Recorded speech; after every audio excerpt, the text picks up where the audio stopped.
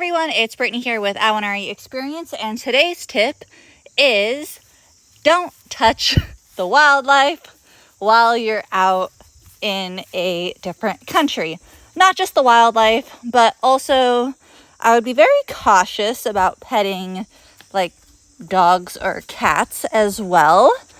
The wildlife obviously is a very, obvious reason as to why you don't touch wild animals, because they're wild animals, but also because you're not really familiar with that country's wildlife. You're not necessarily going to know what's venomous or poisonous or anything like that.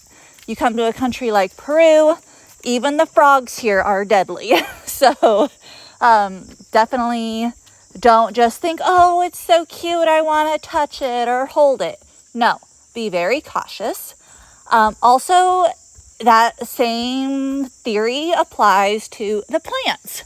A lot of the plants down here in Peru are thorny and spiny, and some of them, their sap is like burning acid. I have literally seen one of the tree saps burn a hole in Alex's shirt. So just again, be very cautious about randomly touching things when you come to the Peruvian Amazon jungle.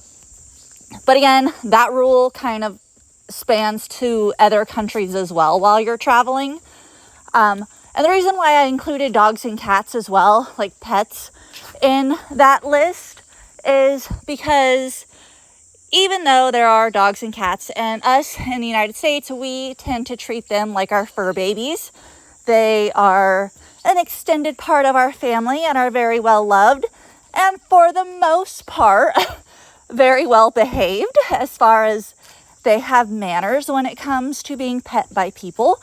And it's probably a pretty safe bet to say as well that most of the animals, like pets-wise, dogs and cats, you're going to encounter in the United States or even in Europe or Australia for that matter, they're probably going to be vaccinated. Where a lot of other countries, especially countries like Peru, those dogs and cats are not going to be vaccinated. And Peru actually is deemed a rabies country.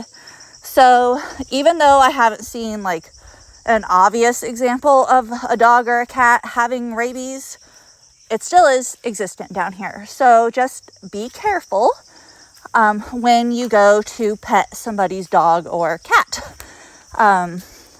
Again, not just for like the medical aspect of, they might not be vaccinated, but also they're not socialized quite the same way as our pets are that we're used to. So my dogs, totally vaccinated, totally socialized. They are used to people. You are more than welcome to reach out and pet them when you come to the garden. But that's not the case for everybody else's dogs or cats. They are working animals down here, which means for the most part, their job is to protect somebody's house and those people. So if barking doesn't scare you off and you go to reach to touch them, their next step is going to be more physical. Could be, potentially.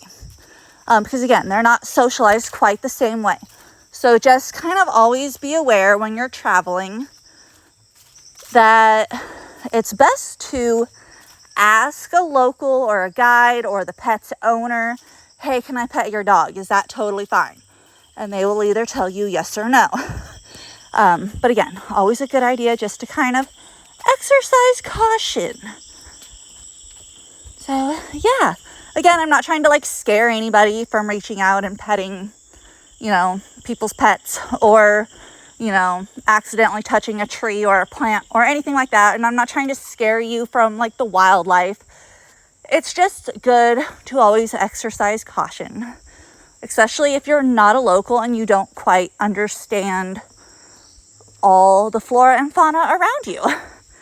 So yeah, I hope today's tip was helpful for you guys. And like I said, this tip does extend to other countries as well, not just here in the Peruvian Amazon jungle. So yeah, have a good day. And thanks so much for watching today's video. Say bye, White.